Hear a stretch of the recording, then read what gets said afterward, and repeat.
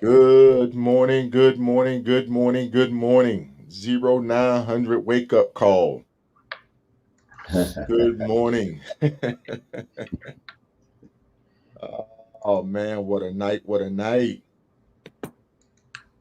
All of our HoKa stalkers out there. Come on in, come on in. Grab that cup of coffee, sit down. Good Right. morning, Tammy. Come on in, good morning.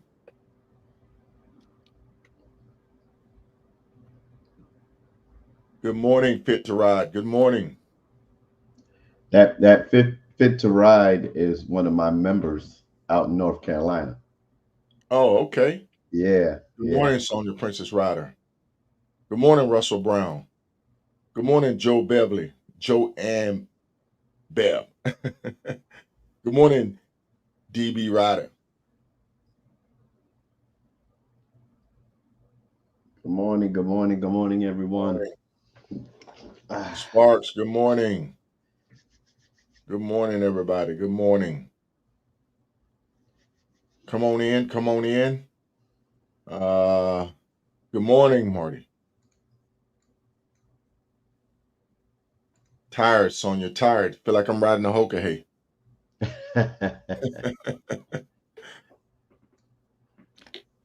no, that's an understatement. What they're going through right now, an experience of a lifetime. yes. Come on in. Good morning, good morning, good morning, Crowbar.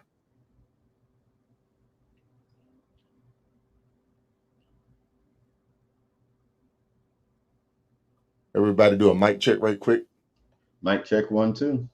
Mic Yeah, all check. good. Good morning. All right, good deal. Am I freezing up again? I know you guys sound like freezing Nah, up. you good right now. You got that old shared bandwidth they used to have back in the day. I know, right? Oh man. Good morning. All right. We're gonna let a couple more people get on, then we're gonna go live. I'm sorry, we're gonna open up here with the video of the opening ceremony.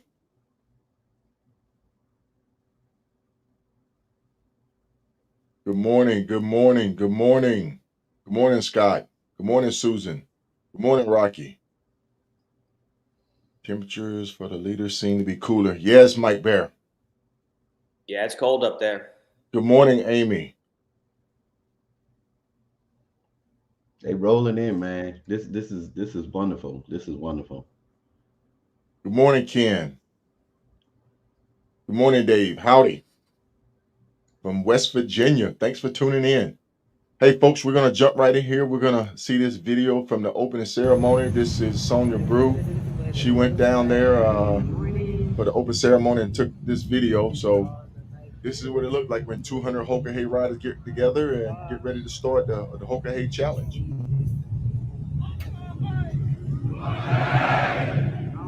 Lord, I'm so excited for them. Look here.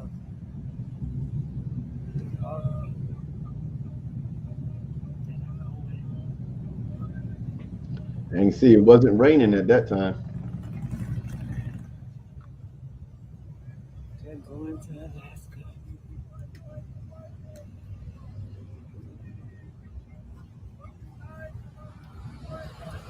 Wow. Look at that bike. That's Gopher. That's Gopher.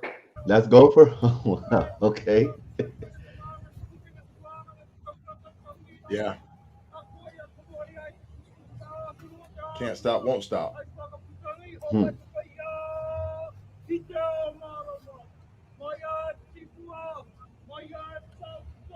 When we talk about bike setup, bike prep, that's what we mean. Yeah. All right, folks, want to say good morning to everybody. Uh, this is K Solo the Rider with Chris Hopper and Logic. I thought the guy was going to catch the hint there to introduce Oh. themselves. We got to get on our producer. Good morning, Paul. top to bottom. All right, gentlemen, ladies and gentlemen, we're gonna jump right into the big board to take a look at our leaders. They are running hard up in Alaska. Yes, they are. I think Kilroy Tracker is having some issues. I think last report he is closer to ride than what's showing on the tracker. But as you can see, they're getting ready to hit Grand Prairie up there in Alaska. Yeah, all the trackers up there are hit or miss. Actually, So they're can't in really pay a lot of Alberta, attention to them right now. Canada. So they're still down in Alberta. I stand corrected there. Say again, Hop. The trackers aren't really working up there at all, so it's kind of hard to can't really pay a lot of attention to those trackers up there in Canada right now. Right. So what we're showing on the big board, Ride, followed by Chrism, followed by Dirty Dan, followed by Kilroy. Shout outs to Kilroy, followed by rider number 1149, Kern, followed by rider 1232, Neighbor Dave. And Neighbor Dave has pretty much come out of nowhere as a new rider. What do you say, Hop? Yeah, for sure. He's a lot further back in the pack and just kept plugging along and made his way up there. Yeah. Same with 1033. As you can see Birds here are at the on. border. Yeah. So this is the border crossing right here. Tracker's on. Last move at 7:07. Their time. So followed by rider 1033, 1047. That's Pothole. I think it's Chris. Some old tracker stopped working right there around about the border. There's Shell. She's still looking good. Rider 1088. Good morning, Jessica. Good morning, Dave. Followed by 1025 Pee Wee. Pee Wee still in the game. 1222 Mars. Looks like he's still in the through lane. We have not received any reports of riders being rejected or not allowed into Canada. Hopefully everything continues to go smooth for the riders. It would be heartbreaking to get all the way up there to the border and then get turned around. But folks, believe me, Canada, they're strict on their border entry. Good morning, Howard. Once again, I got to give a morning shout out to Boneyard Harley Davidson, located in Winterville, North Carolina. I have to do that. Why? Because I love them and I enjoy doing with them. All right, enough of that crap. Loco, 1159. Now Parco, 941. The old man, Pat Cornell, is still in it, folks. Yes, sir. Pat Cornell is still in it. That's good. And Pat is good at reading the directions, man. He is good at reading direction and continue to flow on his ride, so he can make up time while other people be struggling, making some missed turns. 1211, looking good. Morning, Chad. Good morning, Becky. Good morning, Carla. 1138. Boris is still rolling. He's look like he's right here with a group. Let's zoom in with this group right here. Yeah, they're at the HD dealer. They're at Grizzly Harley Davidson. Yep. So it looked like 1171. I'm coming for you. Let's see. Tracker's on.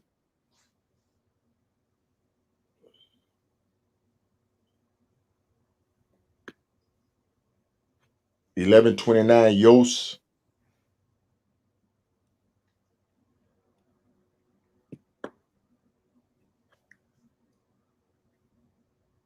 Let's continue to look at the big board here. 878 is on the 200, headed to Twin Creek. 1154 Rod is moving right along. 1166. There's 1154 Rod. That should be a new number, a new rider. Hop. Who's that? 1154. 1154. Yeah. 1160 followed by 1166. Rider 1157.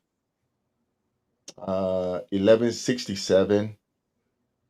So folks, they're moving right along.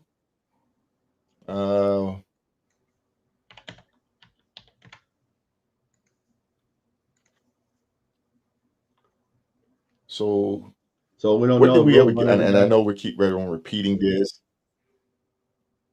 116. Harold, did we ever get any information on what his status is? Because it seemed like he has deviated completely from the course. Yeah, I He's mean, on 15, like he's heading north. He may just be. it's pretty Say obvious again, Hop? he's out and he's just headed straight there, I'm guessing. Right. So I'm taking that rider 1116 is just going to head straight up to Homer.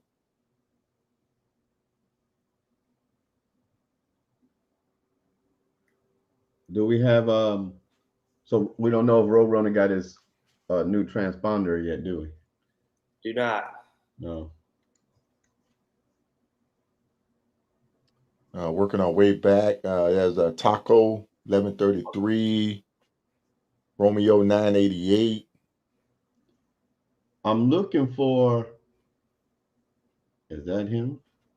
That's Clutch The, 1147 is Doc. over here. Say again. The rider that was heading up into Colorado. I don't see him on the big board. I forgot his number now. Thought I wrote it down.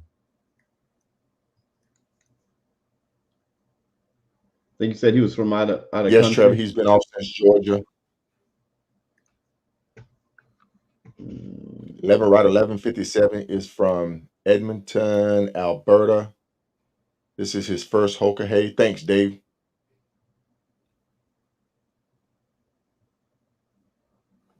Yes, it's going to be a busy day at the border, but hopefully these guys got all their paperwork and everything in order, and the border guys understand and know what they're going through and what they're dealing with. So hopefully they can get them through. I do not know that port of entry that they're on. I have not crossed over, and it's different. You know, you'll see like 21 and these little small border crossing. They go pretty fast. This here is not on the main drag, I don't think. So typically the little small border crossing like this here, they go pretty fast. So hopefully the riders aren't held up too long. 1184. This is 1183. They look like, I mean, right in the middle of Buffalo, Oklahoma. 1183. Yes. I don't know why I just did that. Okay. 1183. That's serial number right there.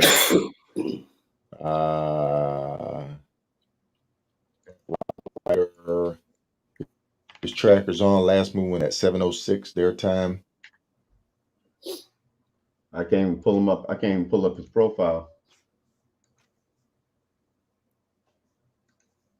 Yeah. Roadrunner is in his right there on that 64 with them.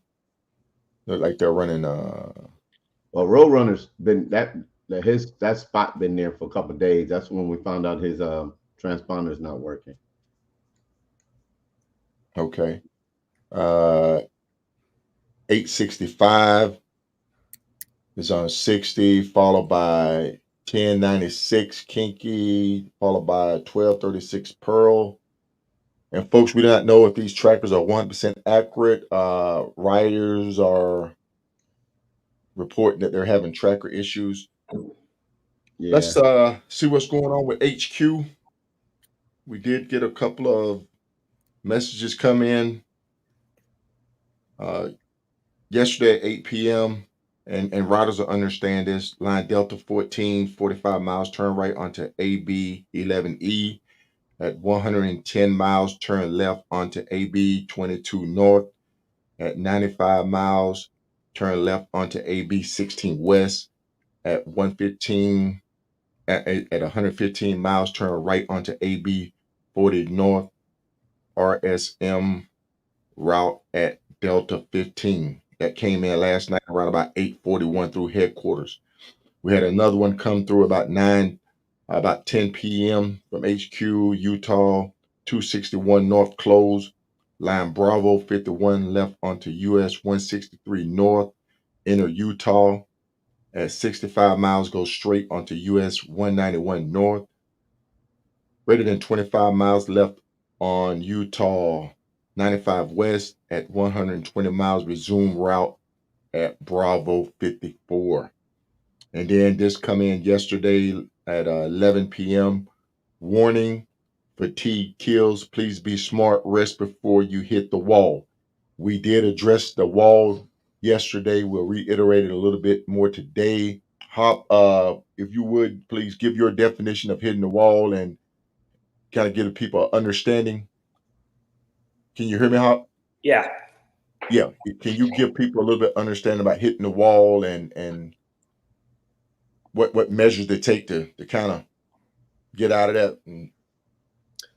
Yeah, I mean, it's just, you're many days of back-to-back hard riding into this thing, so everything is tired. You're tired, your body's tired, your mind's tired, and it just needs rest. And if you're doing this right, or even not, you hit that wall. Things start shutting down. You start making bad decisions. Drop your bike in parking lots, things like that, and this is where you just gotta push through. The main thing on that is just getting the right amount of rest. Mm-hmm. Get that rest your body up, Right. and push through that and catch that second wind, and you're good to go. Yeah. And I mean, riding 100,000 miles in 100 days, that feeling. You know how the signs that come with that, the blurred vision, you know, you'll get into that comfortable sensation of sitting there in the bike in the saddle, and you'll start getting relaxed, and you'll start making careless mistakes. You'll start looking off into the yonder. You'll get that 1,000-mile stare. You'll start forgetting things like when you get off the bike, you're like, did I turn my bike off? Did I put my kickstand down? Stuff like that. Those are definitely some telltale signs when you start hitting the wall. Yeah, absolutely. It's crazy just to see the little mistakes that you make just because you're tired. Mm-hmm. Right. So we'll take a look at the weather map for Alaska and Yukon.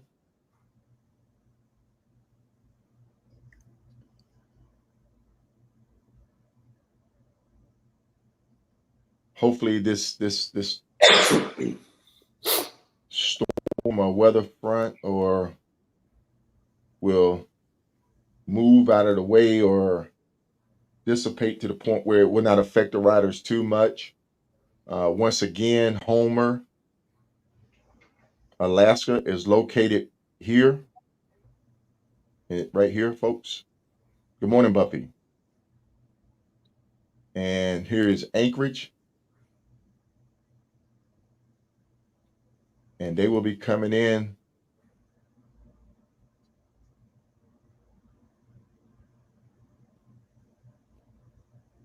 Looks like they'll hit Toke, and then when they get Toke, they're going to make a left-hand turn, and that's going to start taking them down towards Anchorage and Homer. So this is what's ahead of the riders. Hopefully they prepare for it. And It's cold up there right now. yes, that was my next one.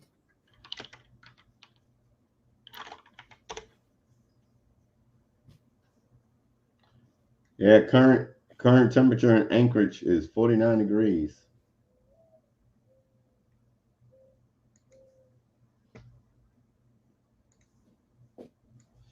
They're in Alberta. I talked to Ryan All this right. morning. He said it's cold. Okay. Yeah. So not only is it going to be wet up there, it's going to be cold. Yeah. So you have to think about it, guys. Look, I mean, they started out in hurricanes, exit the hurricanes, hit the heat in the south, running west. They go through the desert, more heat.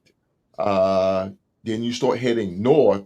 You cross over into uh, Canada, and then you're hit with cold. And then you keep going farther north. Then you hit with cold and rain. So now you're cold and wet. Mm, mm, mm. Mm, mm, mm. So if anybody truly thinking about doing the HoKa, hey, just realize you're going to experience um, all type of weather situations, all type of um, inclement weather, heat, cold. Mm-hmm.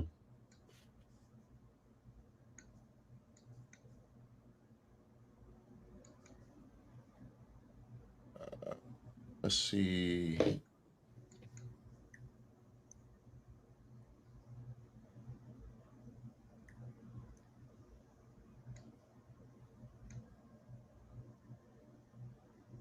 We're gonna try to get yes, we are gonna try to get a couple of callers on this morning, but please realize we do not want to disturb the riders. It's at their will if they want to call in and give their perspective of the challenge, but we do not want to interrupt them because, like I say, this is the morning start of day.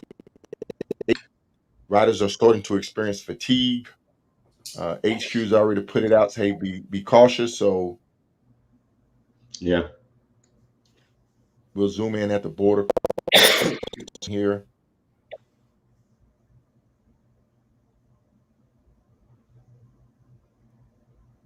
My hat's off to Shell. She's riding that Indian. Uh,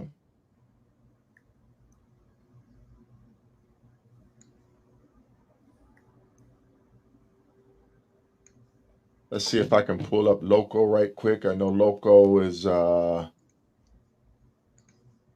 he's always putting out a good feed, a good perspective as he's on the road.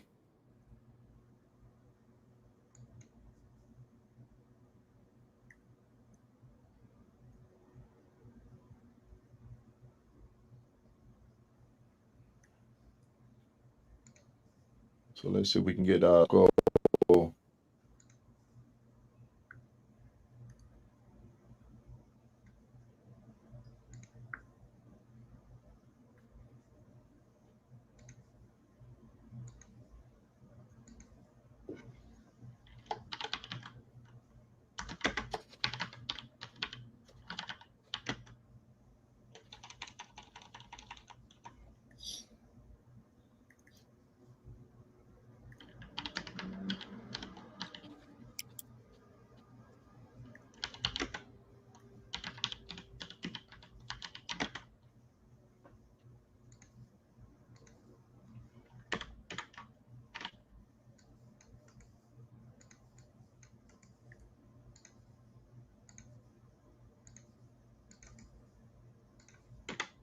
Any reports on the how's the 48 Panhead doing?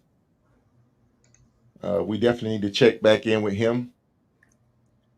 He's still plugging along. He's just doing his thing. Yeah.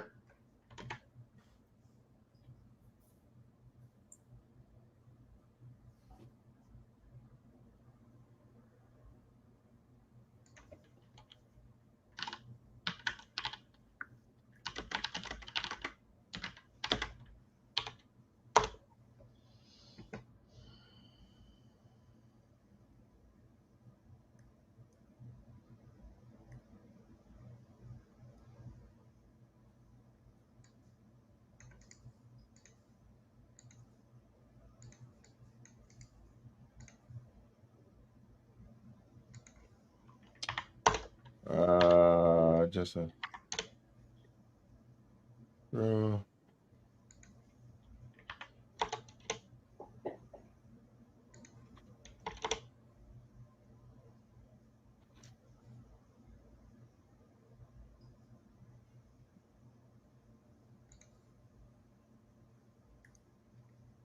Good deal. Good deal. This is day 8. Once again, this is day 8. We appreciate everybody tuning in on this Sunday morning.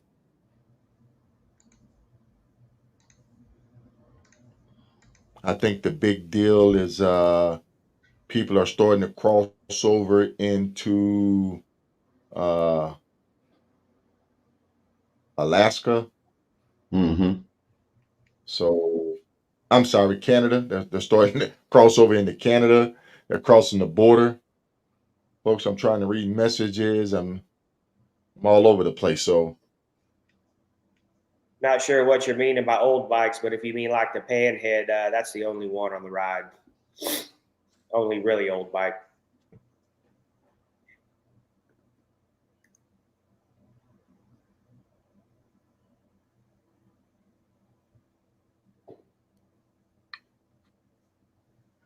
I got a previous rider who can come on and kind of give some perspective.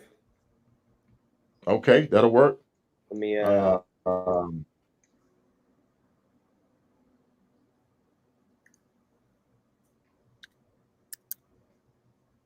bring them on.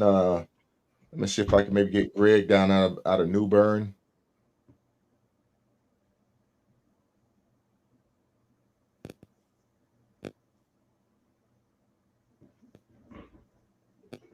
Once again, we want to thank everybody for tuning in this morning. Good morning. Good morning. Great morning, everyone. Great Sunday morning. Great Sunday morning.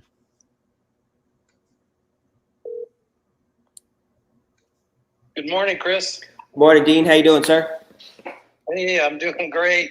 I'm really enjoying watching after Who do you riding have, the Hop? last 3. This is a new perspective, knowing what it's like to be Hop, who do we have? I need a number. driver, which Yeah. My wife and friends all did, but now even watching on YouTube as well with you guys. Right. What's your number, Dean? Yeah, 932. 932, and you've done 18, 20, and 22, correct? Correct. Yes, I actually rode with you first couple of nights or so, somewhere in the 18. Right. I'm 76 this year, so I skipped this one, but I might do next year. So I was 70 when I did 18 and was a finisher in 14 days. And in 20, I blew an engine up, but I still got to the party with a new bike. So I was called an arriver. And then in last year, 22 was my good year. I finished in 11 days, number 30 out of 178. So felt pretty good about that. A lot less mistakes. I did like 800 miles of mistakes in the first 2, and then only about 200 in 2020. Those mistakes hurt. Oh yeah, they can make a difference if you make them make a big one. Yeah. So I was thinking about you guys ask about how to get ready person and how to get ready equipment and stuff like that. Boy, I learned a lot in 18. I couldn't see at all. I didn't have spots. I had a smoked windshield. If you remember when I came in 18, I had taken my windshield off that last night, because I couldn't even hardly see. So I white lined it quite a bit. Well, then it came to find out after I got home that I had cataracts in both eyes. So a good hint for somebody is to get their eyes checked before they do this. You guys talk about what to practice. Huge part of that for me would be night riding. People really need to go out and do miles at night. And of course practice your U-turns too. I heard somebody say that. It's really good. But night riding is a big part of this thing. You're 6 or more hours. I tried to ride till midnight every night and get up. I'd set my alarm for 4, so it was permanently at 4, but at least half the time I woke up before that, ready to go, get on the Harley and go. Yeah, that midnight to 4 is a pretty common strategy on this. People try to stick to that, and for some it works, and some it doesn't. Right. Yeah. When I would pass people in the middle of the day that are laying out on a picnic table somewhere snoring, Yeah. But of course, part of that was my eyes too, which was better in the mornings than it was late at night. It got a little tough. Matter of fact, it got so tough that in 2018, remember, we went up in the Needles Highway, and I turned up in the Black Hills, and I turned up there. I was going to run. I live pretty close. I live in Montana in Billings, so I go to Sturgis all the time, and I was going to go up Needles at midnight so all my buddies could see me doing that. And but I thought I made a wrong turn, so I pulled over to the white line and to check. Well, that was the other thing too. I didn't have a lighted reader board, which then I had the next year. I had a tank bag with a little flashlight in my mouth at night. You get in there about 10 days and you look at your instructions and you look at what the next road is, and by the time 3 minutes down the road, you're going, what road was that again? Right. But anyway, in Needles, I was going from the Key City side, which was the wrong way, and it turned out that I needed to turn around. But I pulled over up into Needles about a mile up into Needles, or half mile, and I pulled over to the white line and I stuck my foot down, and they had just paved it, and there was like 6 inches of paving and no gravel along the side of it. So my foot went clear down. Obviously, I tipped and it threw me clear off downhill. My Harley was running wheels up downhill with the wheels up. That was quite an experience. Yeah, for sure. Long story short, 3 guys pulled over. It was midnight, and between the 4 of us, we actually tipped the Harley up, and it came up right on the white line. It didn't slide. I was really, really lucky. Yeah. So these guys here on day 8, what's going through their mind? What are they thinking?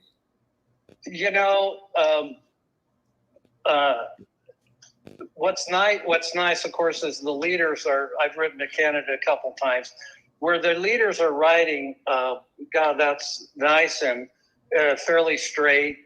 These guys got worked to death in Georgia, and of course the hurricane and then all the turns in Georgia and all of that too. So about this time, you're getting pretty tired, especially the leaders that are out there that are riding 20 hours a day. If you're doing that, you start to. I kind of heard you earlier talking about hitting the wall, and one of the hitting the wall things for me this last year was I nodded once. I nodded and it scared the crap out of me. And so when I felt that the next time, so about half a dozen times, about 4 o'clock in the morning, I just pull over, and as soon as I felt it, I wasn't going to take a chance on nodding. Yeah. We lost a couple riders over the years, just in the afternoon doing that. Remember in North Dakota in 2020, that's where we lost the rider. He was riding with other people and he nodded off and went off. Right. And so yeah, you were talking about getting rest, and that's a very Very important thing. But knowing too when you've just got to take a power nap. 20 minutes will do it. It's pretty amazing how refreshed you feel after that. And yes. Yeah, so get eyes checked. Good deal. The other thing too, I was wearing a 3/4 helmet in 18, and actually I ended up getting a very good modular helmet for the 2022, and that makes a huge difference. You know, Yes, people yes, wear all it does. kinds of helmets, but if you don't have a modular, you just it tires you out so much more with unless you're inside and you have your head in there protected. Right, exactly. Definitely. Yes. So, Good deal. and well, Hey folks, we have rider number I'm 932 retired, being so on. I smoke a lot. What? Sorry. What's that? Oh, Go ahead, Dean. oh, I'm sorry. I saw K-Solo talking. I started smoking cigars, and I smoked 3 or 4 cigars a day, and I'm kind of hooked on them, even though you shouldn't get. You know, I quit smoking a long time ago, and all that. And part of why I didn't ride this year, among several reasons, but one of them was if I ride in 28 or in 26. I have to wean myself from smoking because you're just not going to have time to do that. Yeah. You know, if you're out there riding, and I could get away with it a little. Even the 3/4 helmet in 2018, I'd have a cigar now and then while I was riding, but with a modular, you're not going to do that. So that's one of those things that I'll have to change. Choices. Yeah. Yeah. Choices. Yeah. Yeah. All right, Dean. So- Man, we definitely respect your opinion and Yeah, what definitely. you got to say. Appreciate you coming on and giving a different perspective on things. Yeah. Hey, you guys are doing a great job. I sure appreciate it. Thank you. Thank you. Sounds good, Dean. Take it easy. Have a good day. Take it easy, Dan. Thank All right. you very much. All right. Bye. Bye-bye.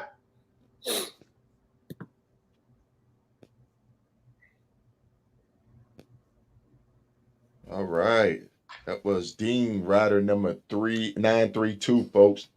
932, giving his perspective on riding the HoKa Hay. Things to do to prep to get ready for it. One thing that really I want to emphasize on is getting your eyes checked. Getting Yeah. your eyes checked. Because with fatigue setting in, that blurred vision, that double vision, and I can personally speak on it because it happened to me a few times during 22 HoKa Hay. Blurred vision, double vision. And as a matter of fact, in preparation for this year's HoKa Hay, I got an eye exam like 2 months prior to August because I wanted a new, fresh prescription going into it. Mm-hmm. Mm-hmm.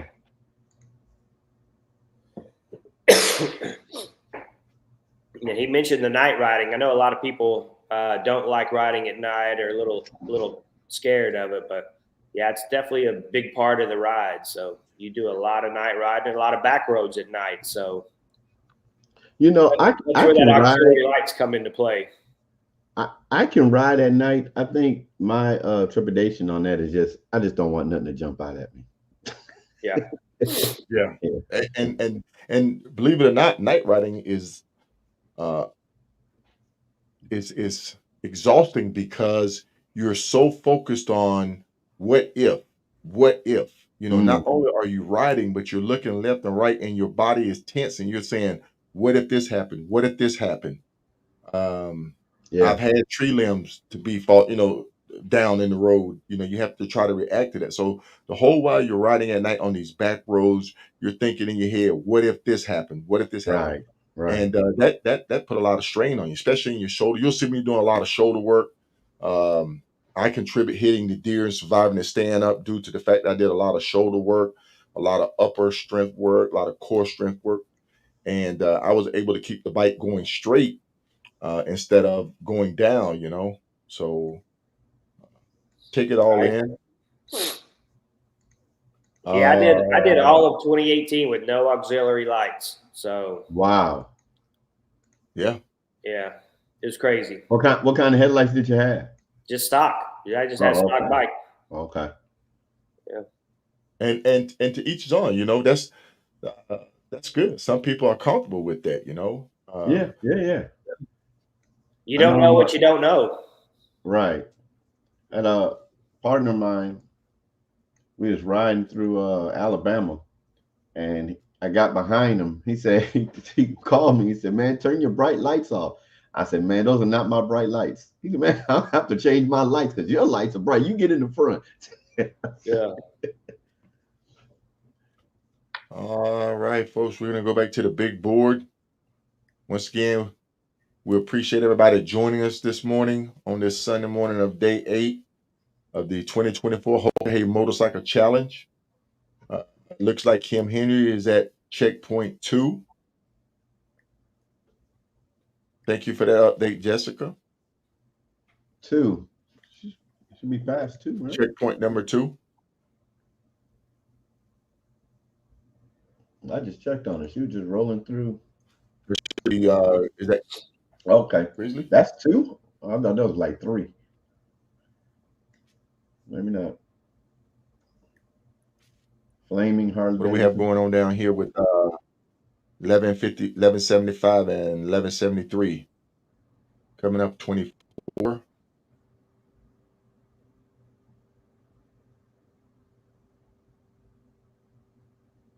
Fry Canyon. Another thing, folks, if you are not used or familiar with riding in curves, switchbacks, basically Tail of the Dragon, Devil's Highway, roads like that, you need to try to get to them and get familiar with how to ride switchback and try to ride it with a pack load or something that you probably take with you on a challenge so that you can get used to that, because that's a unique feeling if you're not familiar with riding curves and switchbacks. Yeah. I found that ride I was talking about, Dr. Keppa, 1242. Looks like he's at a motel lodge, Rocky Mountain Lodge. Oh yeah, I saw he's way off. I'm guessing they're for sure out. Yeah, that's the one we saw going up. Yeah. 1242? Yes. Okay. And Big Daddy Sanook, he's out. Yeah. Yeah. I did see that come across last night. I think he made that call probably right after we talked to him. Right. Oh, we spoke to him yesterday, right? Yeah, after we talked to him, he was at the hotel, so.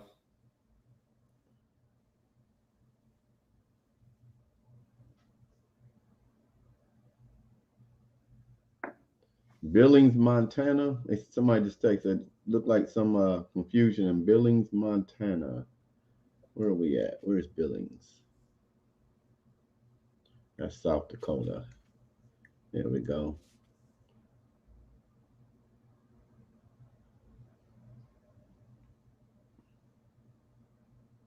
Yeah, 1036 is going south. Oh no, they are going south. All of them are going south.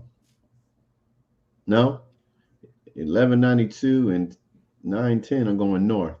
Yeah, we got groups going different directions up there. Yeah, put in 1170.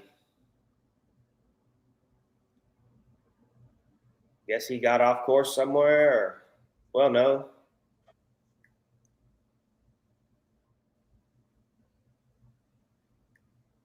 Look like he's going, yeah.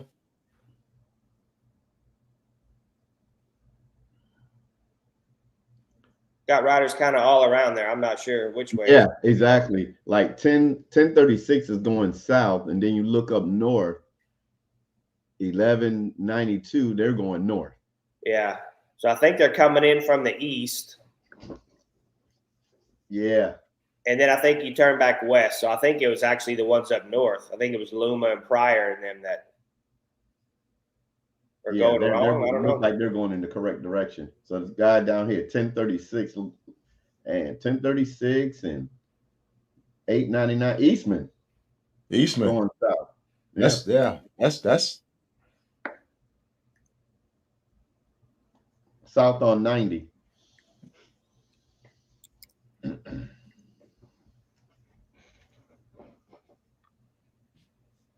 Said the ones going north are correct. Yeah, that's what it looks like.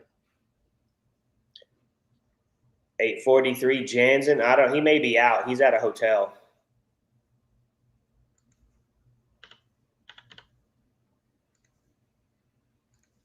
Yeah. He's at the Country Inn. I'm taking I it. can He's out. imagine the first thing you want to do when Dove you get Creek. out is find you a hotel.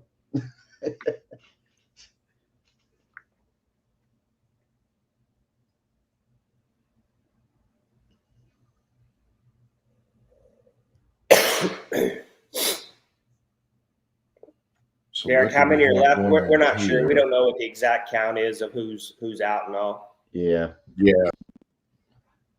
We don't know who reported to HQ and DQ. Thank everybody for tuning in on this Sunday morning. We greatly appreciate it. I know the riders do. Some of them will take the time when they stop. They'll, get a couple of minutes to take a look at the rebroadcast, and it kind of gives them a little energy, knowing that we're tracking them, knowing that with the eye in the sky. So please continue to watch. We're going to take it up to probably day 14. I'm hoping, Hop, you up for it? Oh yeah, Tonight? yeah. Wrongway's doing good. He's riding with Frankie Mountains and Raindrop, so they're still plugging along. Right. What is 1111 doing over here? 11's, he's right behind him. Oh, 1111. 1111. Tracker is on. Last one was at 11:15.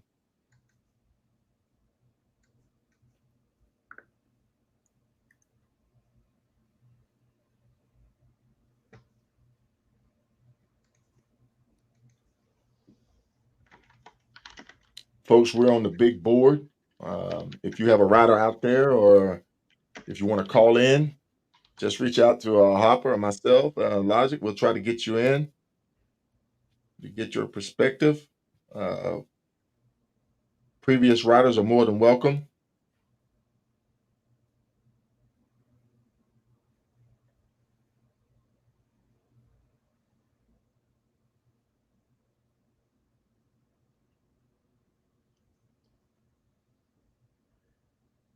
Yeah, Local went Good morning, live Boo. for 47 minutes on his thing.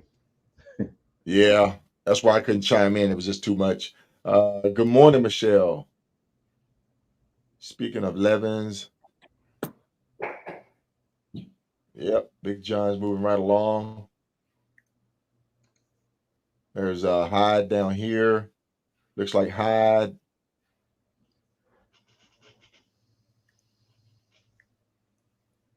is at a 76 gas station. The bike is off. He's giving a big old thumbs up.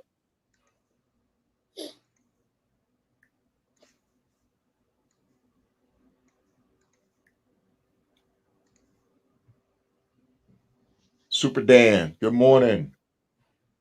Boomer, good morning. Thank everyone for tuning in this morning. This is awesome. We truly appreciate you, and we know the riders do. So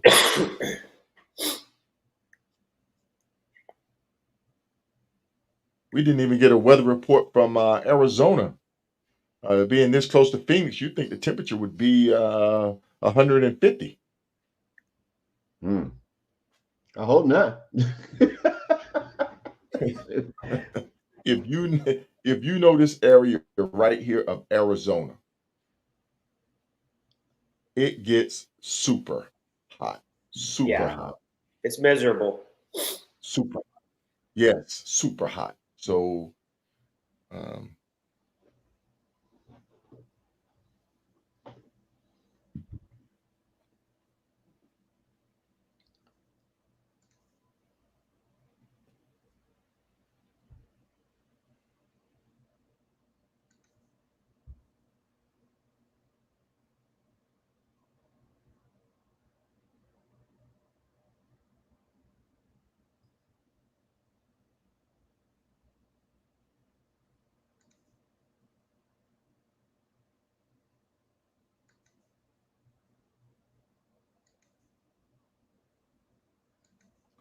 All right, folks. We got a rider at checkpoint number 2.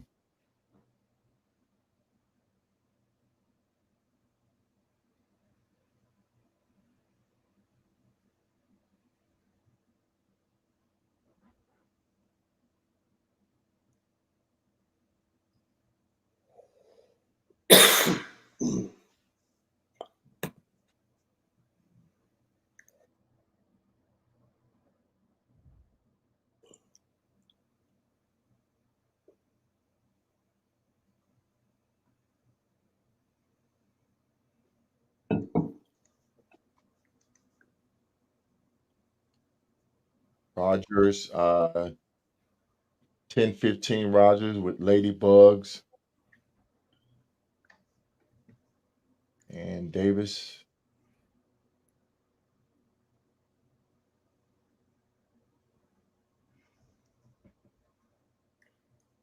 Hopefully in 26, these trackers are a lot more reliable. Yeah.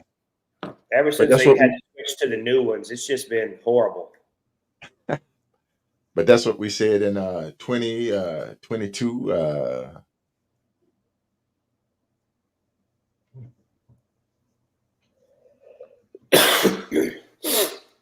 It's Yeah, I kind of see hit that. or miss. I think the key with the tracker is placement. They tell you in the instruction, try to place them high under the front fairing of the motorcycle. That way there's no interruption. So the higher up it is, the less interference, the better signal they'll be able to get. Fleet Tracker can ping the tracking device to try to improve the signal.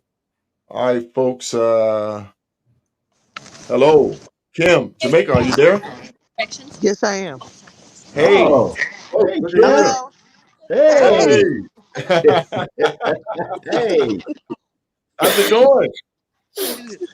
Shit's emotional, isn't it? How's it going? Hey, it's going. So, so what do you think so far? Hey, I'm enjoying it. I'm enjoying it. I'm learning a lot about myself, but hey, I'm making it do what it need to do. All Right, right. right. No, I'm having a It's, good time. it's good to Okay, see you. okay. Good to see you. Thank you. I've been getting a little rest. So that makes it a little bit better. The instructions, just slow down, pay attention, and you'll be fine. Hmm. Yeah. Okay, good, good. So in your preparation, I know you went out and did a couple of back road rides, a little cut camping out at night. Do you think you prepped for it, or what advice can you give somebody thinking about doing a HoKa? Yeah, I would definitely get comfortable being outside in the woods, and that's what I would do. I'll get off on a Friday, just go out 200-300 miles, go find somewhere and just camp out because now I just go to sleep. I put my Right. cot up, or if I can't find no overhead, I'll put my tent out and just go to sleep, like Right, it's a hotel. right, So it's right. Yeah, comfortable. exactly. That's good. And you need that because you need to be able to sleep.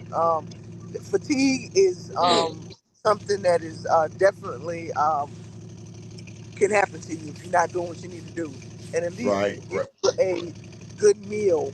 Like I've been eating Subway sandwiches, or I'll get some fruit, but I always make sure that I eat at least one good meal, and that helps out a lot also. good, good, good. That's good. Daryl or Hop, you have anything for Kim? She's a new rider. This is her first time riding the HoKa. Hey, she's at checkpoint number 2. Yeah. Well, So coming into this so far, from what you've seen, what have you realized that you need to work on for next time or change? Them thing on switchbacks up in them freaking mountains. Oh my god! And at night, my vision is not good. So I do have the lights on there, so it's making it better. But that is what I'm gonna be working on um, before my next time coming out. Good deal. So Yeah. you will do it again. Oh, 26, I'll be back. That's what I'm talking about. Logic, what do you have for Kim? Because we don't want to Well, hold her up. no, I know I on the road. just want to know. I know the turns and the maps get kind of crazy. How are you faring on reading the map as they give you directions? Oh well, the map reading is fine. It's just line by line. As soon as my line is done, I exit off. I have my little pen, and I used the tank bag. Thank you, K Solo. That tank bag is it. And I All got my right, little light hook to it, and yeah. all So right, Good deal. good. Good deal. that's what worked for me. I do have a clipboard, but the clipboard just didn't work for me. So the tank bag is where it's at. All right, Good deal. all right. Good deal. That's Glad good. to help. Okay, so we're gonna wrap this up. We're gonna try to get you back maybe when you get to the third checkpoint. If you want to call back in, just give us your perspective on it, and then get ready to go into Canada and on up to Yukon, on up to Alaska. You excited? I'm Good. ready. All right. Take care. Be safe. All right now, thank you. Be All safe. right, That's wonderful. folks. That's wonderful. That's wonderful. Hey guys, That was I'm gonna Kim, first time rider. She's out of, I think, Texas. Correct me if I'm right or wrong. But she took a lot of the advice that she did ask those questions of how about this, what about this, and that's not trying to take somebody else. That's doing homework and research and preparation. And that's what everybody should do. Don't sit there and expect everybody to just give me this or how you do this. She did a lot of asking questions. She was like, she did trial and error prior to riding. She said, hey, she heard about the clipboard method. She heard about the tank bag method. She went out, she practiced, and then she went with which method works best for her, looking at the directions. And shout out to her for doing that. You heard her advice to new riders considering it. Go out, do some camping, get used to and familiar with sleeping outside, and and we had just talked about riding switchbacks, right, yeah. Hop? Yeah. Yeah. Hey guys, I'm gonna have to drop off because I gotta get prepared for church. I'm All gonna right. leave. I'm just gonna turn my mic off and my camera off, but I'm gonna leave the stream going. Okay. So so they'll keep going, and I'll just keep going on, and I'll check back with y'all later on. Good deal. All Take it right, easy. All guys. right. Keep it logical. Yeah, for sure. But and we kind of touched on it earlier. One thing, all these, if you're new and you're out there and you think, oh, I need to go ride some different roads and practice and this and that, that's great. But what everyone forgets to do is load your bike down, because you go out and do all that practice and everything, and then you throw this extra, who knows, 50 pounds on, 80 pounds on, whatever it is, makes a big difference in the way you ride. So you Yeah. need to be out there practicing with a loaded down bike. Right. Right. That's the thing. And switchbacks, if you pack top heavy when you lean, that would want to have you. It's going to put more pressure, more weight on that lean side. It's going to take you down, and if that kickstand or that foot peg hit, that's disaster right there, folks. So when you go out, just trying to maybe get you a pack, get your clothing bag or something like that, put it on your tour pack or put it on your rear seat, and just get used and familiar with riding with it. I literally keep my bike packed year round. At all times, you'll see me with my camping gear on. Inside my saddlebag is going to be my change of clothes. I have my sleeping bag on. I stay packed year round, summer, winter. Yeah, my bike stays loaded the exact same. The only difference is whatever clothes in the bag that I throw on top, which is not a big deal. But other than that, I've got everything Right. that stays on my bike all the time. You Yep. never know when you're going to need that. That's right. We want to thank everybody again for tuning in on this Sunday morning, day 8 of the 2024 HoKa Motorcycle Challenge. We're trying to get a veteran rider on to get a perspective. Mike, on light recommendations, it's kind of all over the board. I'm probably the two most popular ones that people use are the Denali's or Clearwaters. Everyone has their preference. I prefer the Denali D7s. Some people just use cheap Tractor Supply ones, and so it's kind of whatever works for you. Yeah. So once again, folks, for all you just tuning in, some of the places where you can come and meet some of these riders, Small Mountain Taco Run. We do that every April. That is like an annual get together of HoKa riders, past and present. Uh, it's a great opportunity to come out and kind of pick their brains, to meet them, to see what the atmosphere is like. There's no chip on their shoulders. It's a lot of, do you remember this? Do you remember that? It's a great gathering. It's always a good time. So that's at Small Mountain Taco, located in Medicine Park, Oklahoma. Look it up. They have a Facebook page. Definitely go to the page and like the page so that you can follow along with updates.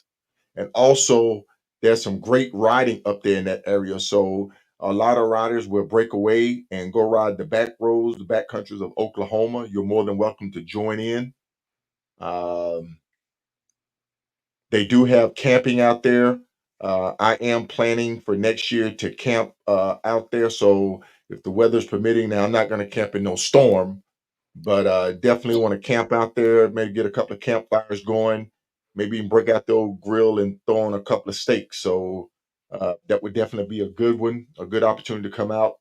Maybe say, hey, I want to ride out to the taco run. I plan to camp out down there just to see what it's like and uh, get experience. Also at the Reef and K Solo Ride to Eat, a lot of HoKa riders will attend that. It's a great opportunity, relaxed atmosphere. It's all about coming together and breaking bread, sharing stories of their journeys. A lot of long distance riders attend that. That's the Reef and K Solo Ride to Eat. There's a page up for that. Also the Hop Rally. The Hop Rally, a lot of riders will come to that and participate. Hop, you want to speak on your rally and that Shurian bet? Yeah, that's in November. So if you're looking to get into the rally game, it's geared more towards beginners. Very easy rally all over Texas. 30-ish hours is what it is. Great start, cool event, lots of fun, and of course, if you do that, guaranteed into the HoKa. Good deal. Not really, but we'll see what we can do. Hey, I just sent you a business card. That's from Paul Tong. So I don't remember what his number was, but he's the Kermit on here. Okay. Is this his location? No, that's where. Time? Yeah, so he was having issues. He needed tires rolling into Sturgis area. And Lincoln Seals, who does the auxiliary fuel tanks, I know we talked about him yesterday. He's there for any riders rolling through that area. Lincoln's there to help get whatever they need, whatever kind of assistance. Yeah. But this guy here is who he hooked him up with. He's got a little shop. He opened them up, got his tires changed for him, got him back on the road. So we're going to send a shout out to Don Daltrey of All Moto Tires LLC. He's located in Kalispell. Good Lord. Kalispell, Montana. Yeah. So shout out to Don. Thank you for being there and supporting the riders. If you're in that area of Montana, go check him out.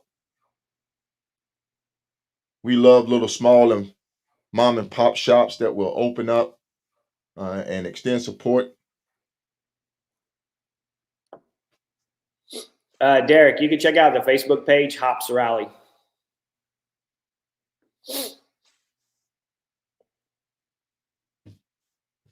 Sharing the different colors. Red means their bike stopped. Green means it's going. Black usually means there's a problem with it not getting power.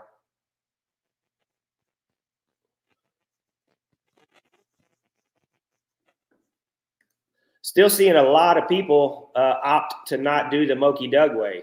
They're still sticking with the detour. I don't know if they think it's going to be quicker and they can make up some time, or scared, or what. I think it might be the first option there. I think they don't want to test their skills and ability right now with the fatigue, the weather that was up there.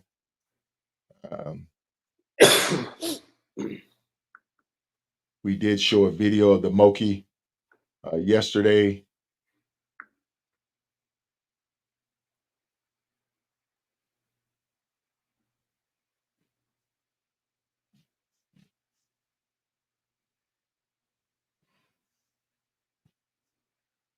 Let's see if we can cue that back up.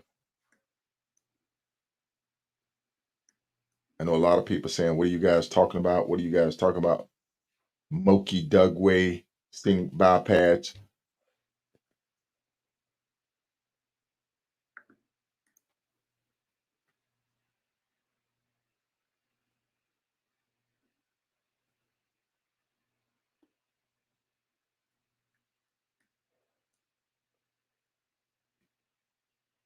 Still quite a few riders behind the cutoff line. And the cutoff line, I mean, Hyde on the 48 Panhead.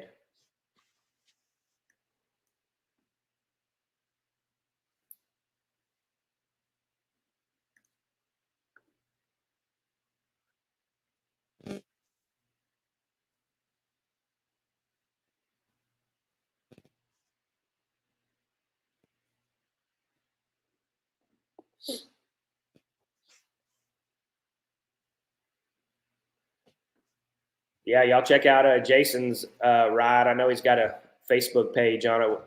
Put up what the Facebook page is, Jason. Big poker run that he did. So Yeah, 5,000-mile poker run.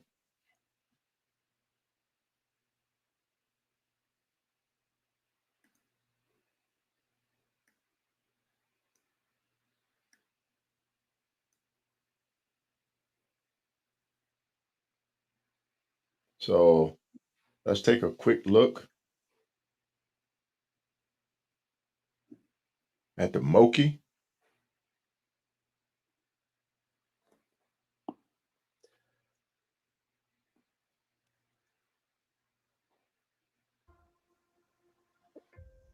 that sucks, Tripod. Sorry to hear about that.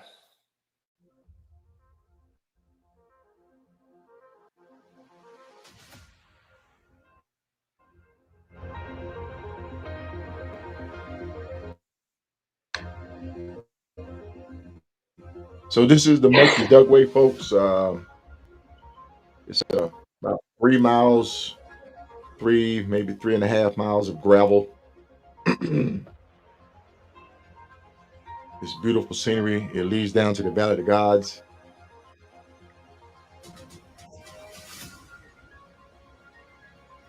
This is an aerial view for riders that have not ridden it before. It is breathtaking and stunning, but at the same time, it's terrorizing, because if you're afraid of heights, if you're not familiar with riding on gravel road, it can be scary. Excellent views, though. Excellent picture stop. Yes. Great opportunity to stop and get some good photos. And this is an outstanding, excellent aerial view of it.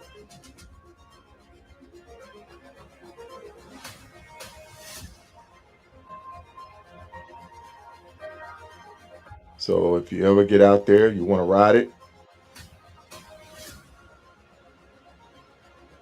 that's up in Utah.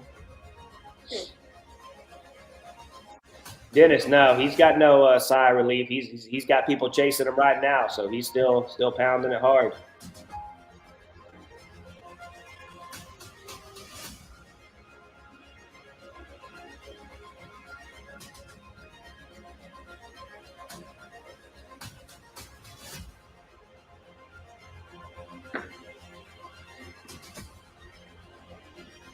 So if you feel as though you can handle it,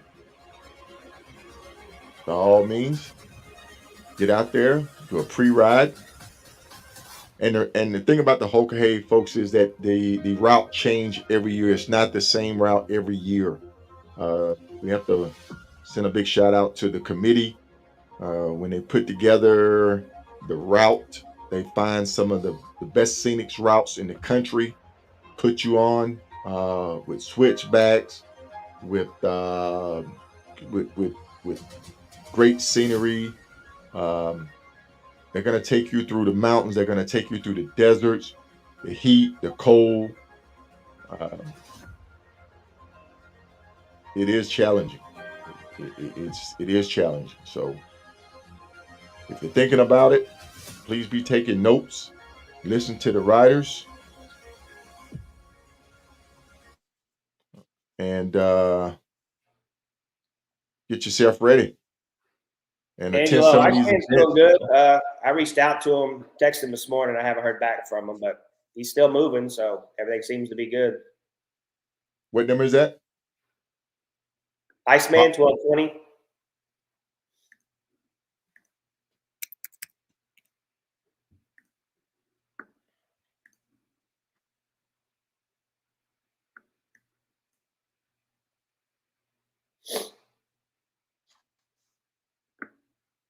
Looks like he's right there with the McLeod brothers. Yep, 972. They're on the 212, trucking right along. Followed by 987 Russell. There's Big John Levins. We're gonna try to get Big John back on before he hit Yeah, the we had a finish nice line. little ride, Dennis. Breakfast. You and the wife. Appreciate it.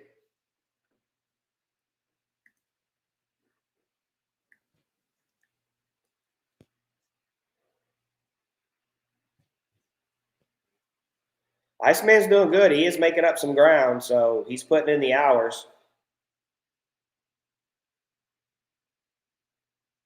And if I know him, he's pushing it on the speed too.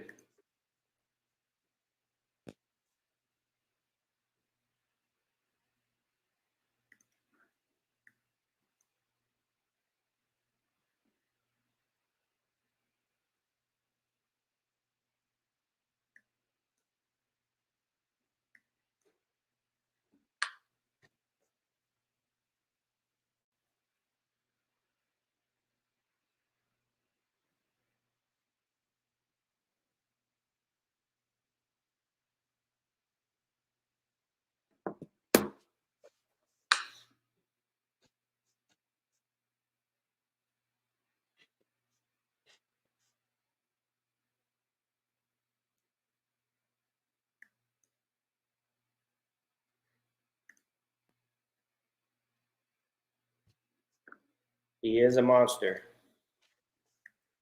Yep. Iceman's on a mission.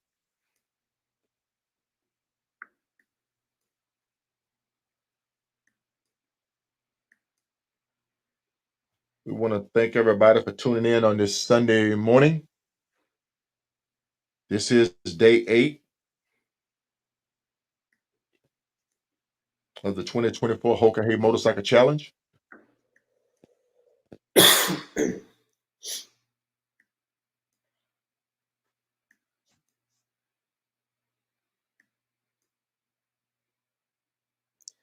Riot says Kilroy's up there with him. So for those watching that, there's definitely not a big gap.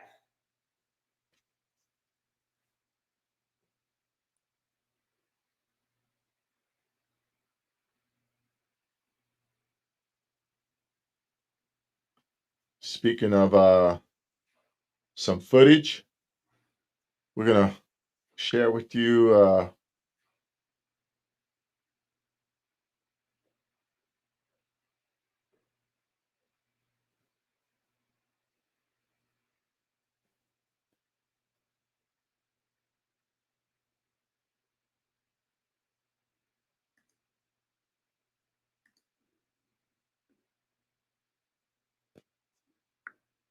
So we're going to share a little footage of the HoKa hay. These are previous riders' photos from different challenges. It's a great opportunity to get out and take some photos on some of the back roads. You see how some people put the directions on their windscreen to kind of help them. If you are thinking about doing the HoKa hay motorcycle challenge, you are definitely be in for a treat.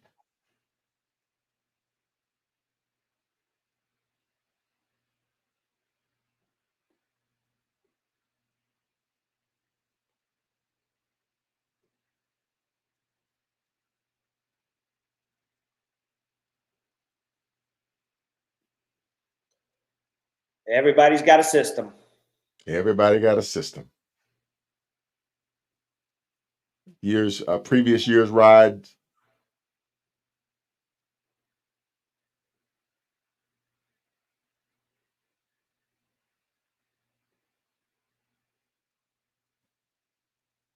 It's incredible, the scenery, the back roads they're going to put you on.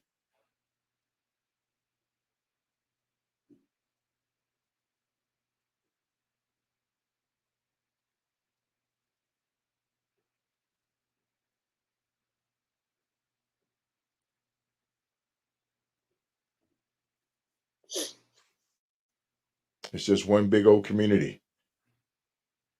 That's what you look forward to.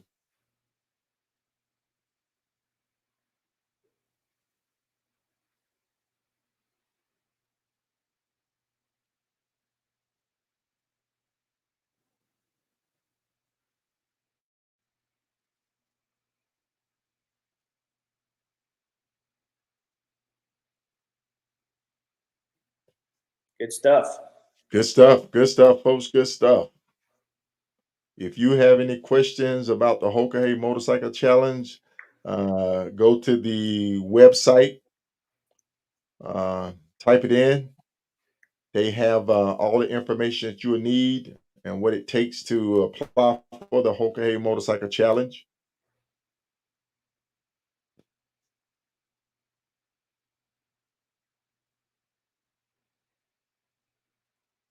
Hop, we've been up here now for a little over an hour. We'd like to try to get one more call in before we shut it down. Thought I may be able to get Greg on out of New Bern, but he may be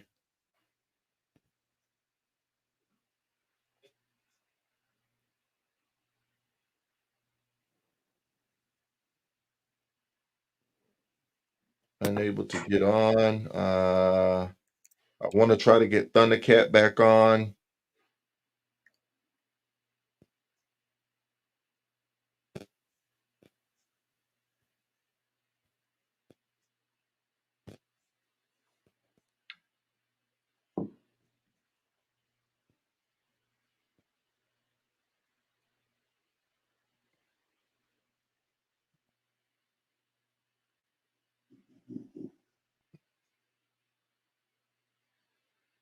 There's Curves, the Bells. That's incredible. I know Kinky's been riding with Incredible. They're trucking right along. Let's zoom in down here in Green River. There's Flaming Gorge, Harley Davidson. We'll do a check-in. We'll see who's at the dealership. Look, there's 1125, 1210, 1198, Taz, 1005, 1050. Riders with red bikes are off. They should be getting some rest. 1038, 1177. Looks like 11. That's 1030. I can't get that one. That right there. So close. Okay, 1194, Womack.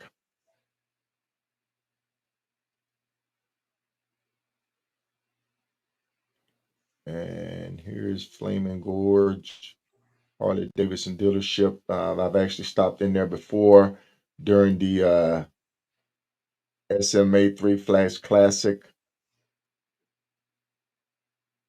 I stopped in there.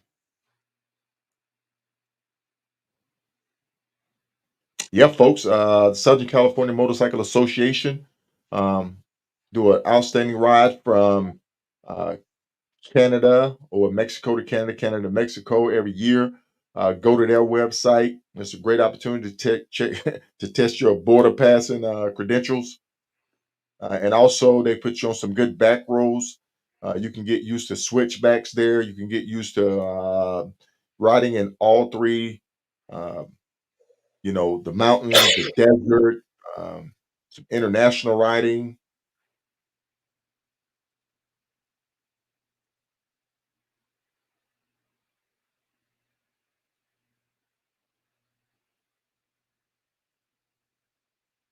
We just want to pop on this morning, give you a quick Sunday update.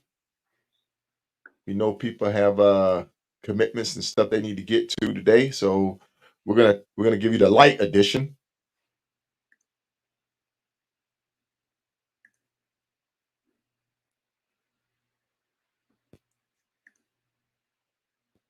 So, Hop, what is your take so far uh, I think on the so. challenge? So far, it's been pretty good. I'm surprised we haven't seen a lot of riders drop because of tickets. Only one that I know of. So, Okay. typically there's quite a few more. So I don't know if people are actually paying attention and doing a little bit better with speed, or they're just not reporting it like they should. I Um, but I I, I think HQ uh, put a more stern message out there about speeding, and I think riders are adhering to that and not necessarily say gunning for it or exceeding that 199 mile per hour. Uh, and I don't know. I know 99 miles per hour was a previous limit. If you crossed over into the 100 miles an hour range, the triple digit range for extended period of time, that would be considered speeding. So yeah, Rocky. It was Mars. I was heard that he got an actual ticket, but I have not spoken to him directly. But that's what I was told. So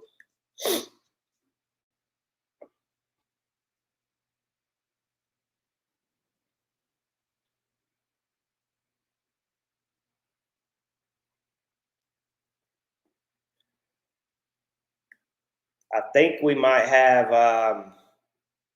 the McLeod brothers and Iceman come on. okay, let's If you want to give me just a couple of minutes here, let me try to pull Iceman. up. I'm gonna try to pull up Robert right quick. Let me see if I can get him right quick. I know he's.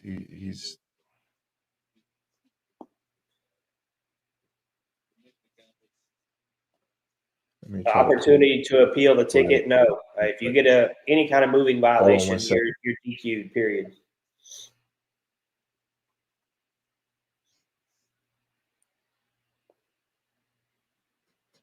I'm gonna try to pull up Robert right quick. I'm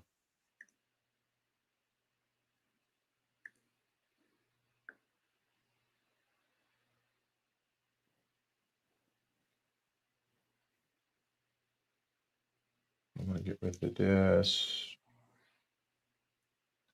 Chris, yeah, we'll definitely do an update later today. Yeah, yeah. This is the light edition right here for this morning, on this Sunday morning, and then we're gonna go back hot this afternoon at our normal scheduled time. I want to share this video with you. Let me cue it up, and this is going to be another perspective from a rider. Uh,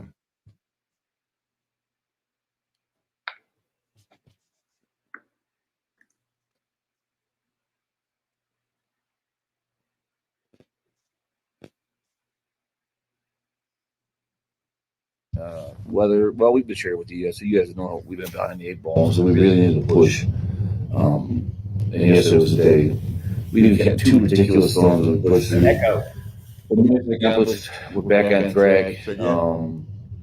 Wake Up Wyoming. The road we came in last night was incredible. I would love to have been able to see it, but it's so technical and there's so many twisties and curls in there. 10 times out of 10, I love that road.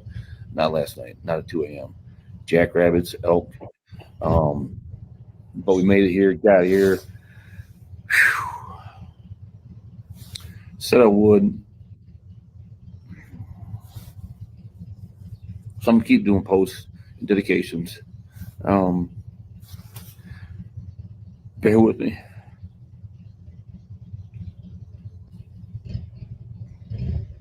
Anyway, don't do emotions well. I do sarcasm. We all know this, right? And humor. Maybe sneak in some anger every now and again, but anyhow. Part of this is about a deep drill in your emotions.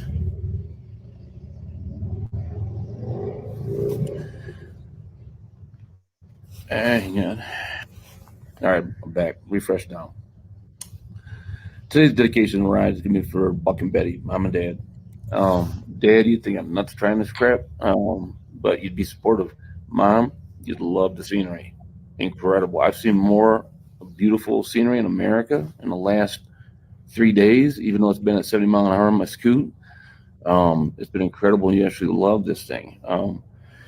So, mom and dad, today's ride is for you. But I want to share this with you guys. Years ago, mom was a huge Precious Moments person. She loved those little figurines, and she had a little Marine Corps one for Alex, and she got me a little firefighter. And I had this thing for years. And when I moved to Livingston County, it disappeared. Couldn't figure out where it went. And as it happened, I must have thrown the box that was in the fire pit. So for 6 years, this thing was in my fire pit where we burned everything out there. Not like Ramos, where we don't allow open burning out there. They did. Anyhow, my very last day moving, I just happened to put something into the fire pit, and something popped out of the ashes, and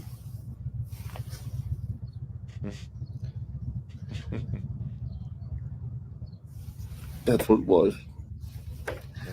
So that's Betty, and she's wrapped up in a do-rag, a good luck charm, in my saddlebag, the whole trip. Keep me safe from crazy jackrabbits and elks, and everything else going to run across the road in Wyoming here in the middle of the night. But anyhow, that's it. Sorry, everybody. I said I'd share it, so I'm sharing it. Journey is way more emotional than I thought. I'm not equipped for this crap.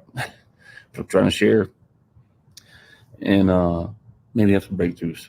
So, not a bad view to wake up, right? So, feeling inspired. We're back at this thing. We're pushing. Thank you for the support. See you in a few days, everybody. All right. All right, folks. That's an update from Robert McCrate. Can you hear me? Yep. All right. And everybody has their own experience riding the HoKa hay. What it means to them, what feelings, emotions it brings out in the rider. Some people are riding it for their own personal reason. We talked about it and said, I mean, it should change you. If you do it right, you'll definitely be a different person. Yeah. That soul searching, that part of that soul searching. If you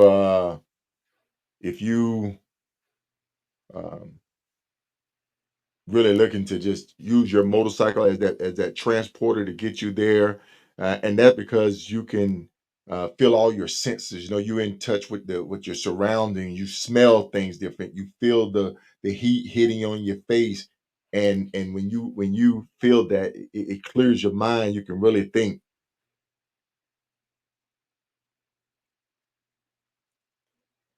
The return home is just get there as fast as you can. Yeah. Blinders on, no stops, just go.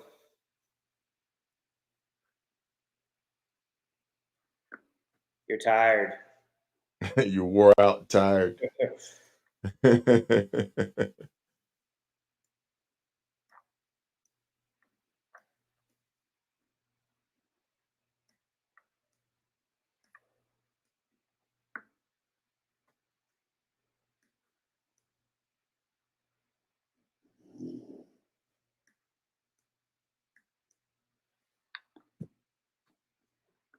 I was hoping Yeah, Iceman and them would come on. I know he just stopped, so maybe just getting some stuff in order. But they're Folks, dealing with once a again, lot of rain up there. let's see if I can pull up the weather.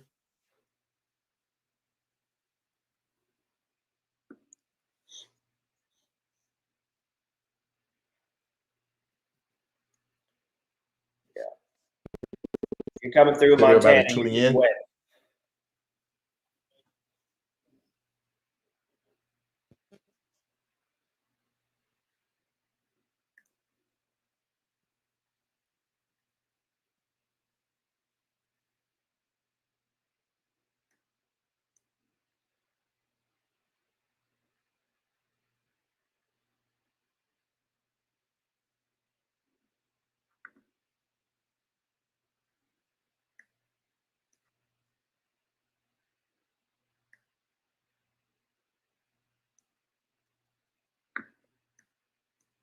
We're gonna pull up the weather. Let's look at the weather map.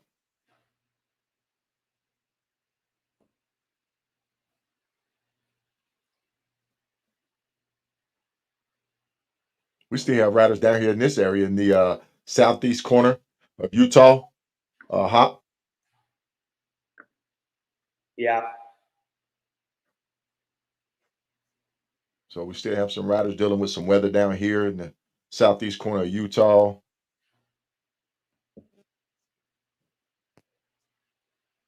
Wyoming, Montana.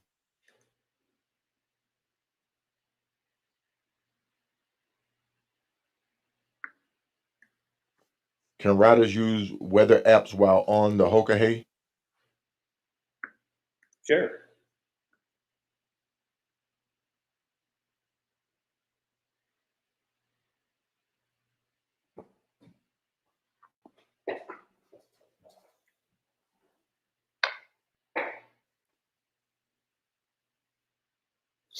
And this is all the Canadian province right here. And then we're going to cut across. Let's say they are enter the Yukon. They go through BC, up in the Yukon.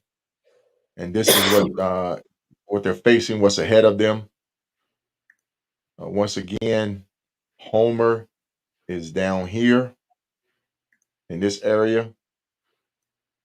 And they're going to come across the Yukon. They'll get the Toke. Once they get the Toke to the left-hand turn, the weather's it's covering it up pretty good. But they would come up here and then they'll make a left-hand turn and then start working their way down towards Anchorage and then on to Homer. So, yeah, they got a weather system in front of them, but they're moving right along.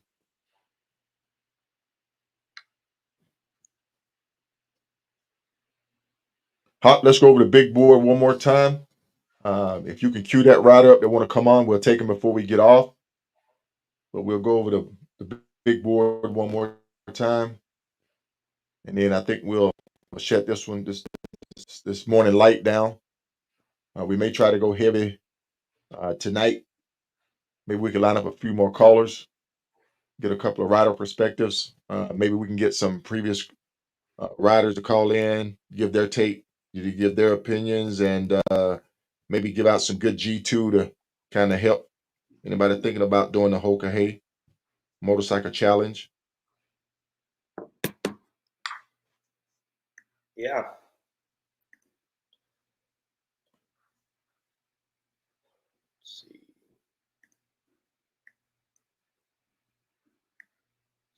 So right now it looks like Riot and Kilroy has a commanding lead over the field. Heading up to Dawson Creek.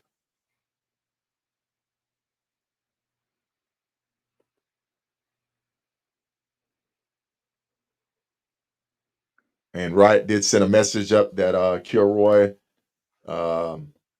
is Kilroy with him, or is he not too far behind him? I think he's right there with him. Yeah. Okay.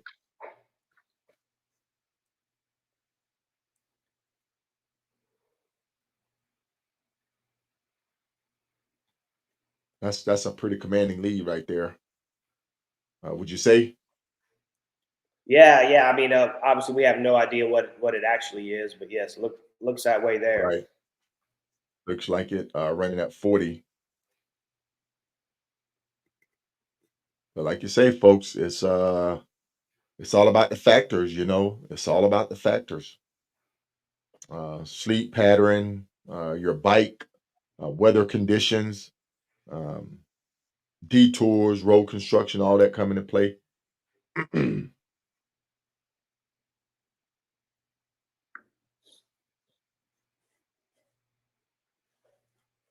No, the trackers are spotty up in that area, so they're not accurate.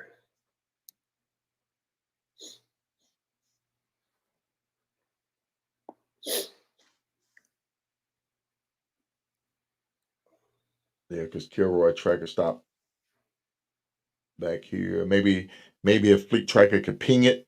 Fleet Tracker, if you have a representative on, maybe tuning in, if you could ping his tracker, maybe that would, get it back on track. That's Kern. I know. That's Dirty Dan. So Dirty Dan and Chrism are not too far apart.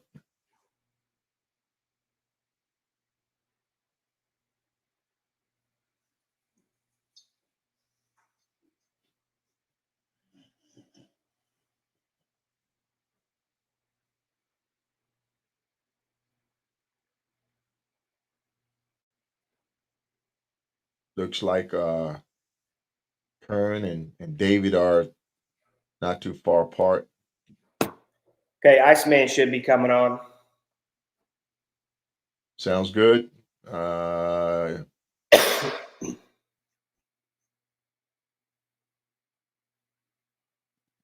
Is he coming on live, or is he going to call in?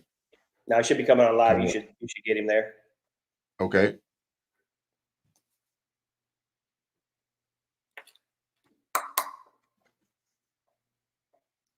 He was with the McLeods, but they just rolled out. So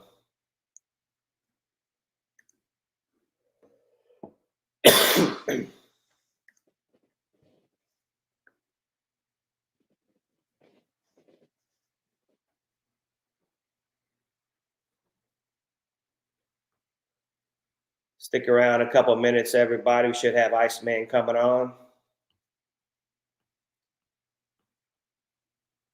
Hopefully he's feeling good. Yeah.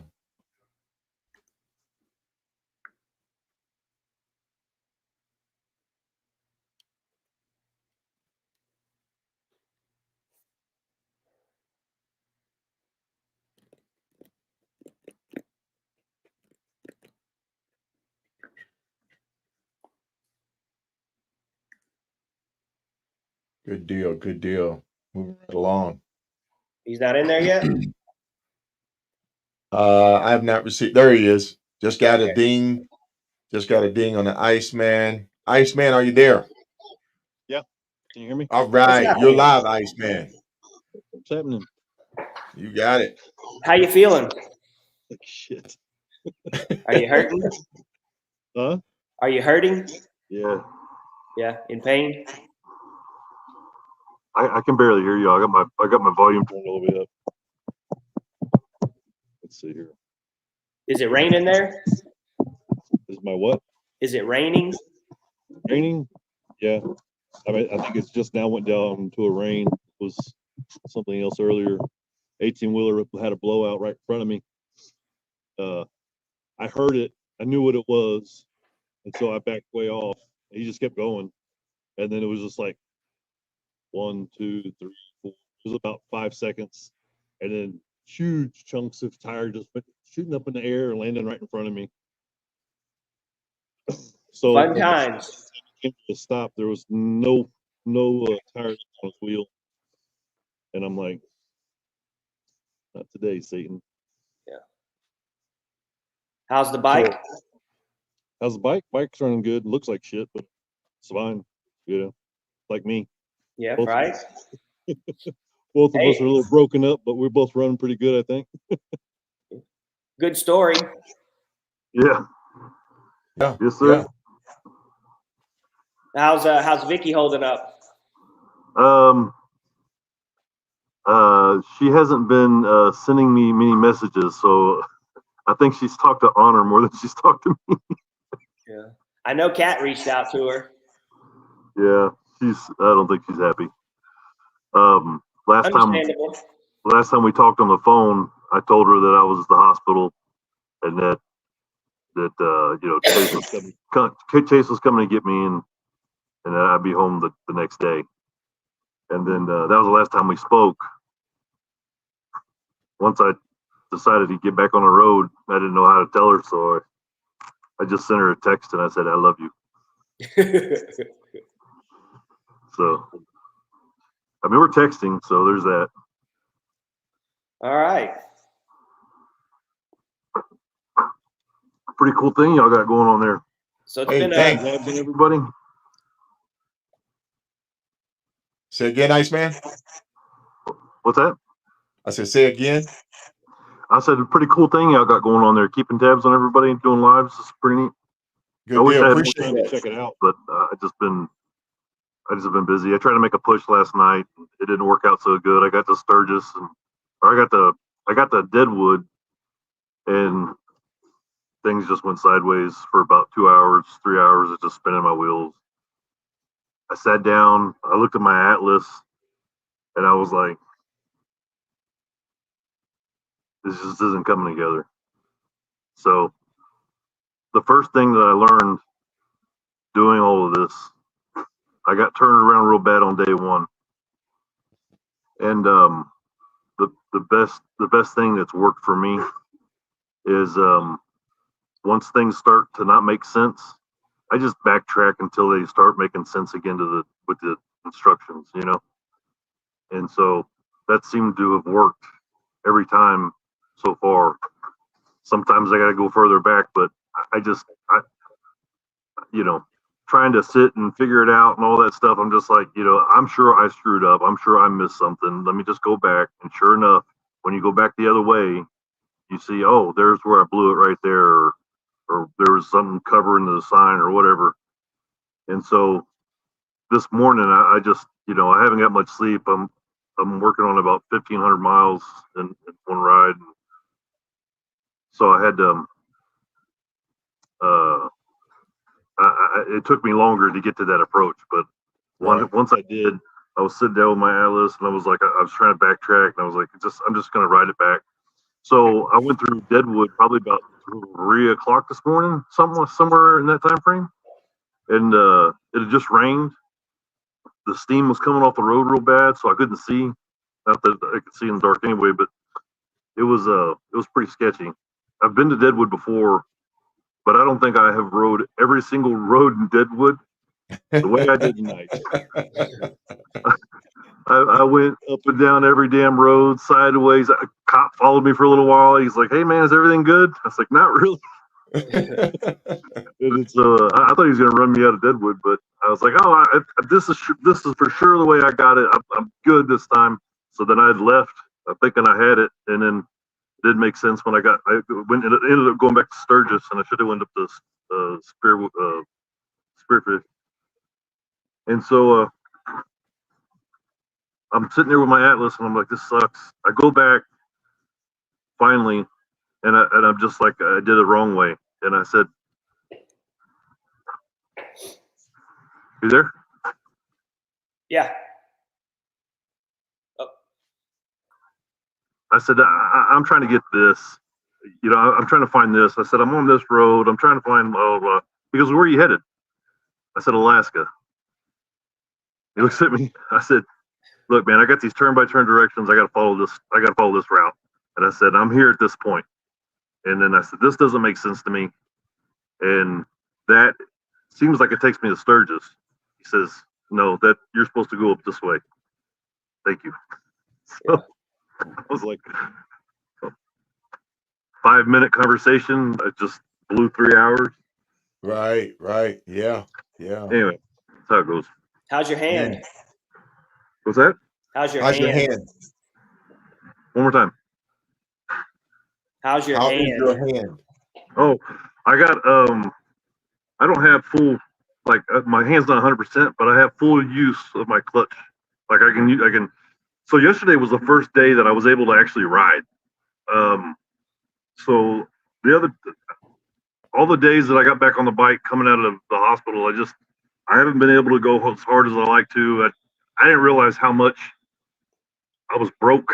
You know what I mean? Like I can't lean into the corners because my shoulder, I can't downshift into the corners or anything like that. So it was just like, it was so deflating. And then, you know, it's like, you know, you're trying to make ground, you're trying to make progress. And then, you know, I got to pull over because my body can't take no more of it or whatever. So yesterday was a great day. I was able to just, you know, I don't know where the hell I was at, but I was able to really get sideways and carve some stuff up. And like I said, I had full use of my clutch. I was able to downshift multiple times. The first couple of days, I would have like one gear and just like, I'm not downshifting. I'm going to go as far as I can until it dies. I'm like, just like, it hurts too hard to pull it damn clutch in. And so my shoulder right now is, it took some abuse on the way in from Oklahoma. Oh my God. Boom, boom. It just felt like somebody just kept hitting me in the shoulder all day. And so, I don't know. It's been tough, man. It's been a tough ride. Okay. What advice could you give anybody thinking about or consider riding the HoKa? What advice could you give them? What advice would I give somebody? A new person doing this? Yeah. Understand why you want to do it, I would say. You know, it sounds cool depending on who you are. Some people say it's crazy, but I knew going into this that I wanted to let the challenge be challenging. You know what I mean? Right. And so I was talking with Twister whenever I was in the hospital right out of the hospital, and I was just like, I just feel like such a loser, you know, that I wasn't able to complete the challenge, you know. I was like, I wanted to do it from front to end, you know. And that's whenever like my hand was, I couldn't use my hand at all, so I knew I couldn't use a clutch. All right, so anyways, I would say that, you know, make sure you want to know why you want to do it, because there's lots of reasons to do it.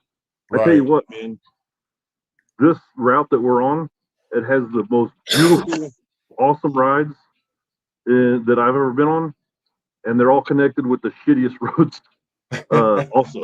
So it's like, there's the pretty, there's the challenge, you know what I mean? So the good, the bad, and the ugly, huh? Everything in between. So yeah, just know what you want to get out of it, I would say, and then prepare for that, you know. I did quite a bit of riding with Hop and Riot and Twister and that, and changed a lot about how I view and see things. Right. So that helped, you know. But you know, like I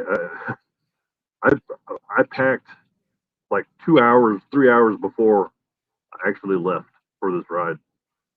And I was just like, I don't even know. I was like, I got tools. I got, you know, I was like, I don't even know. I was like, I don't even need any room for clothes. You know, I don't even know what I want to put in the damn saddlebags. You know. But anyways, I'm a little out of it right now. I need sleep. Okay.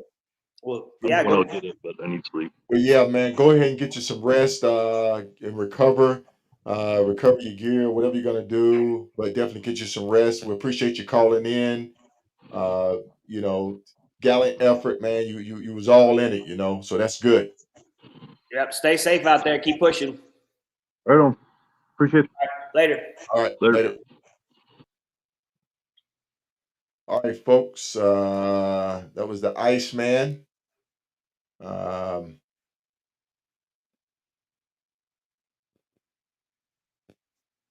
He has some issues.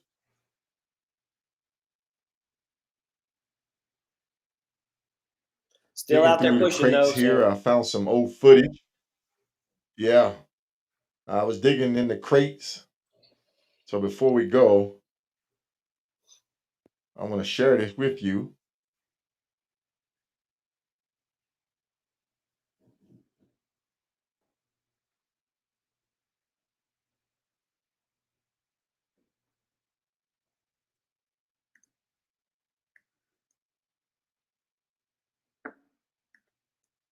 Let's see if we can get this up. We've been digging in the crates. This guy here, man. This guy here, hey, you have to watch him. He was a rookie. He jumped out there. He thought he knew what he was doing. And yeah.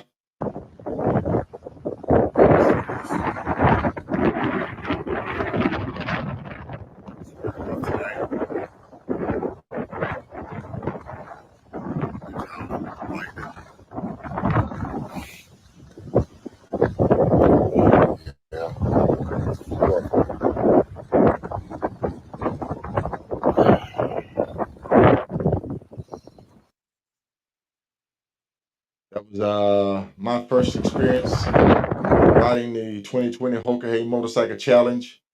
And that first day, it was storming real bad, lightning real bad. Gopher was in front of me. We ended up, as a matter of fact, Gopher just literally pulled beside the road, put his tarp on his bike, and just laid there.